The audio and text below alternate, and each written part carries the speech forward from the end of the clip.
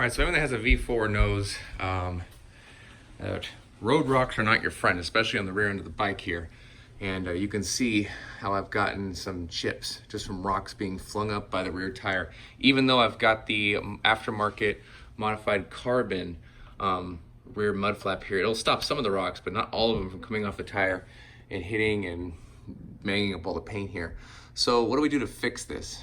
Well, Lieb Speed made a cover. And this is the cover right here. And this cover is nice and carbon fiber piece. It's the same people that made my frame covers and the same people that made my lowers right there for the Acura that were all carbon too. So what we're gonna do is we're gonna slide this piece in and secure it. So the first thing we're gonna do here, oh, and I wanted to mention, this also has thermal blocking in here. So the exhaust itself won't transfer heat, or will reduce the transfer of heat to the gas tank and to the fuel itself. It also has a nice little kind of a film on here that's gonna stop it from scratching your tank altogether. So a lot of engineering has been put into this thing. So the first thing we're gonna do is look into the hardware bag here. In the hardware bag, there's these little spacers. And even the spacers are nice and black. So what you do here, because this thing is secured by the rear set holes for the passenger rear sets. I don't run with those ever, and I mean, I don't know a lot of people actually do ride with passengers on the back of their V4.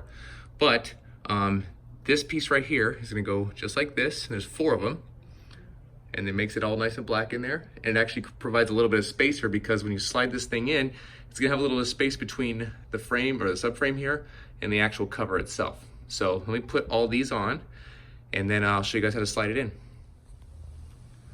All right, now I've got them all stuck on there. It's like little 3M tape you just kind of pull off, and they just stick right on there. Just make sure they kind of, you know, line up.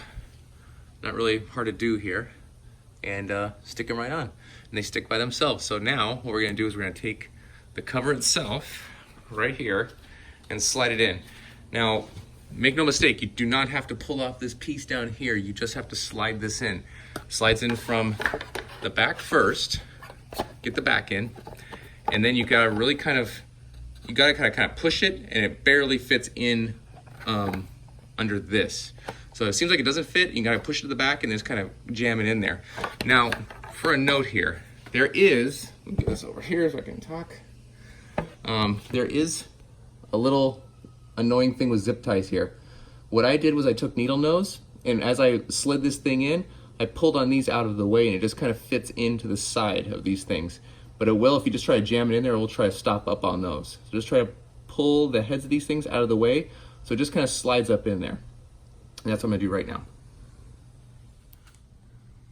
All right, and it slid in very nicely.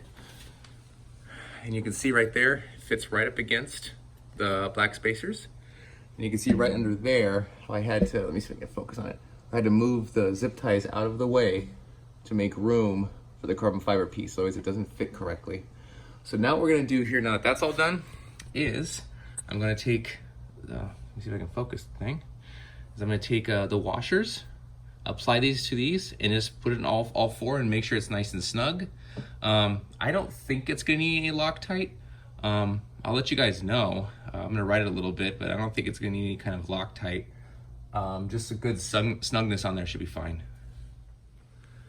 All right, now that I snug these in with my fingers, all 4, they're all just kind of snugged in there. I'm gonna start screwing them in. This is going to be an Allen number 5, okay? Metric number 5. So I'm just gonna go ahead and get these things all nice and tight. I'm gonna do that real quick.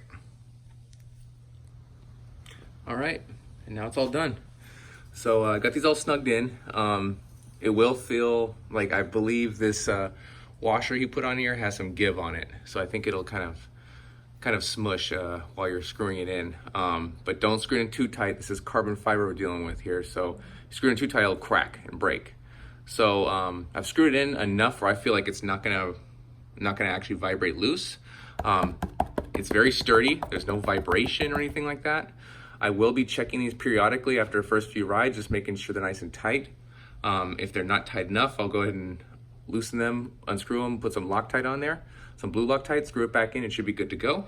But I do think it kind of cleaned up the rear, so it's not just like a red piece out of nowhere. It's a nice little carbon piece and matches all the other carbon I have here on the sides and all the other fun stuff. So that looks good. And if we look over here, like the V4R, for example, you can see it just has like a silver tank with black and red. I'm not into mixing all those colors like that. Mine now looks all nice and clean. So I like it. So we'll see how the long-term test goes. I'll let you guys know. Okay, so I've been riding the bike for a little bit, and gotta say this piece is working great, and it hasn't loosened at all. I spoke with Peter Lieb, the designer and maker of this piece, the carbon, and he said the torquing force is supposed to be 10 Newton meters and does not require Loctite, and that holds true. Nothing's loosened up or anything like that, and it works great. So anyone looking for a nice piece, that's it right there. The Peter Lieb piece. I'll put a link to the actual product in the description. Thanks.